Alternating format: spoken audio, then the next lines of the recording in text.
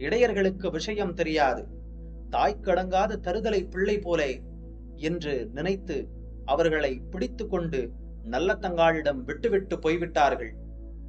நல்லதங்காள் கதறி அழுத மூத்த மகனையும் பிடித்து கிணற்றுக்குள் போட்டாள். பிறகு தானும் குதித்தாள். நல்லதங்காளும் 7 பிள்ளைகளும் இறந்து மிதந்தார்கள். நல்லதங்காளுக்கு 16 அடி கூந்தல். அவள் கூந்தல் கிணறு பூராவும் பிரிந்து பறந்து கிடந்தது. பிள்ளைகளும் தெரியவில்லை, கிணற்று தண்ணீரும் தெரியவில்லை. நல்லதங்காளின் கூந்தல் மட்டுமே கிணறு பூராவும் தெரிந்தது. நல்லதங்காள் குடும்பம் இப்படி பட்டினியால் செத்து முடிந்தது.